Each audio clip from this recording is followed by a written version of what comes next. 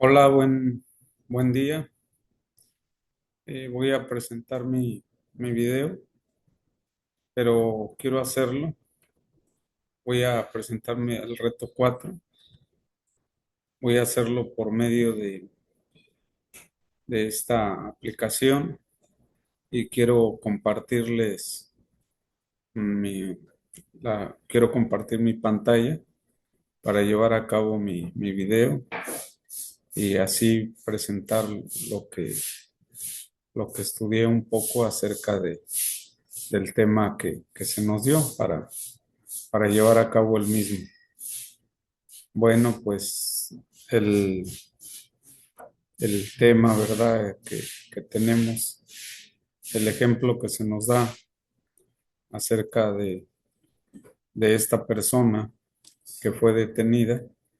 Pero antes de ello, quiero dar mis datos, mi presentación, quiero hacer mi presentación. Si me permite, asesora. Mi nombre es David Martínez González, matrícula 25003511. Nombre del reto, reto 4, funciones de la Fiscalía, nombre del módulo, teoría general del proceso 1V1, licenciatura de Derecho, asesora Laura Karina Reyes Ramírez. Voy a responder a las siguientes preguntas. Bueno, la instrucción, ¿verdad? Es acerca del señor Roberto Ramírez Trejo, que es detenido y golpeado por elementos de la Policía Municipal. Se le encontró un paquete de hierba verde.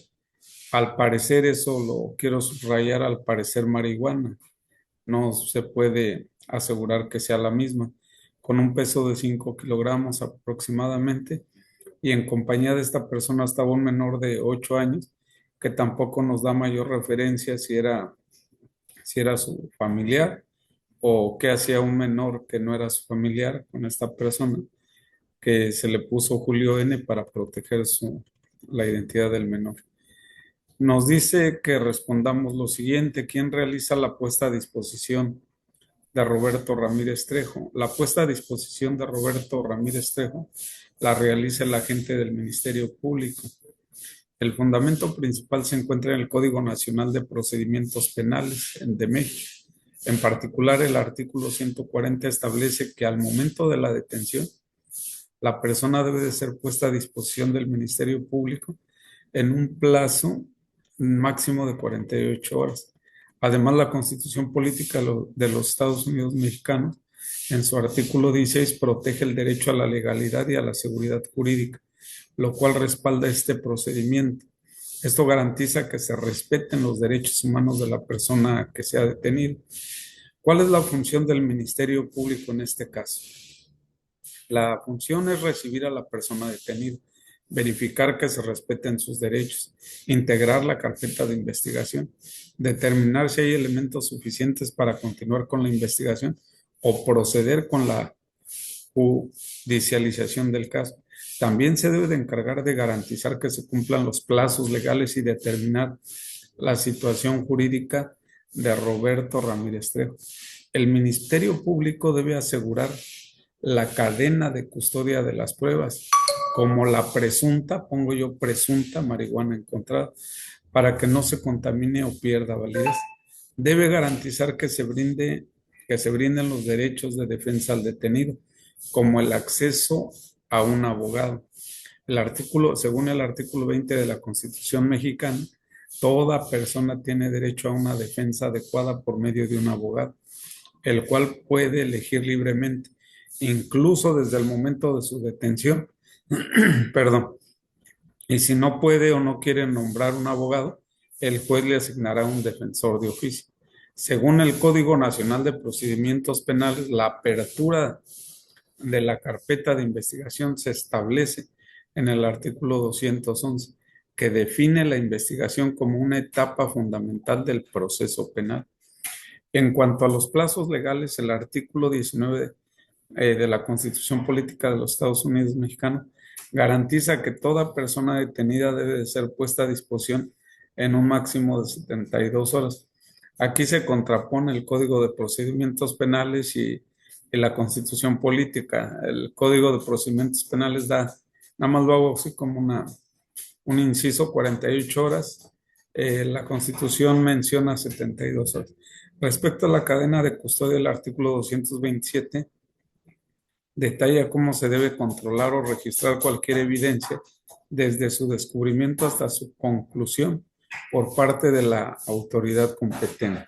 Bueno, continuamos con la siguiente interrogación. ¿Cuál es la función del Ministerio Público con relación al menor de edad? Bueno, acerca del menor de edad, el Ministerio Público debe de actuar con especial cuidado y garantizar la protección de sus derechos del menor. Esto implica notificar a sus tutores o familiares, asegurarse de que reciba atención y cuidados adecuados y en su caso ponerlo en contacto con el sistema de protección de menores, valorar la posibilidad de que el menor sea separado de la persona detenida, si eso es lo más conveniente para su bienestar, asegurarse de que se sigan todos los protocolos establecidos para la protección de los menores en situaciones legales. El Código Nacional de Procedimientos Penales establece medidas para proteger a los menores. Por ejemplo, el artículo 112 indica que si el imputado tiene a su cargo a menores, el Ministerio Público debe de canalizarlos a instituciones de asistencia social. Además, el artículo 198 establece que durante la toma de muestras debe de estar presente quien ejerza la patria potestad del menor. Bueno, la siguiente pregunta. Narra la función que desempeñan los jueces de control, los jueces de enjuiciamiento y los jueces de ejecución. El juez de control se encarga de supervisar la legalidad en la etapa de la investigación, incluyendo la validación de detenciones, las medidas cautelares y la apertura a juicio. Sus funciones están establecidas principalmente en el artículo 134 del Código Nacional de Procedimientos Penales. El juez de enjuiciamiento es quien lleva a cabo el juicio oral, evaluando las pruebas y dictando la sentencia. Sus atribuciones están reguladas en los artículos 344 a 364 del mismo código. El juez de ejecución es el responsable de asegurar que se cumplan las penas impuestas, así como las medidas de seguridad, y sus funciones se encuentran detalladas en los artículos 460 al 493 del Código Nacional de Procedimientos Penales. El Ministerio Público y los jueces tienen roles complementarios pero distintos. El Ministerio Público es quien investiga y presenta la acusación en contra del imputado, recopilando pruebas, formulando cargos y llevando el caso ante los jueces. Por otro lado, los jueces son imparciales y se encargan de garantizar que el proceso se lleve con apego a la ley, tomando decisiones sobre la legalidad de las detenciones, la admisión de pruebas, la realización del juicio y la ejecución de las sentencias. Es decir, el Ministerio Público, yo así lo anoté, el Ministerio Público presenta el caso, los jueces aseguran que el proceso sea justo y conforme a derecho. Bueno, una vez que se ha concluido el juicio y se ha dictado una sentencia a Roberto Ramírez Trejo, ¿cuáles medidas de defensa puede interponer contra la sentencia dictada? Roberto Ramírez Trejo podría interponer varios medios de defensa, como el recurso de apelación. Es el medio más común para impugnar una sentencia, buscando que un tribunal de segunda instancia revise y modifique la resolución. Puede también echar mano al recurso de amparo. Se puede interponer un amparo directo o indirecto si se considera que hubo violaciones a derechos fundamentales durante el proceso. Recurso de revisión. En algunos casos se puede interponer para que se revise la sentencia por un tribunal superior, especialmente si se trata de cuestiones de legalidad o interpretación de la ley. El recurso de queja se utiliza para impugnar actos procesales que pueden haber afectado al debido proceso antes de que se dicte la sentencia.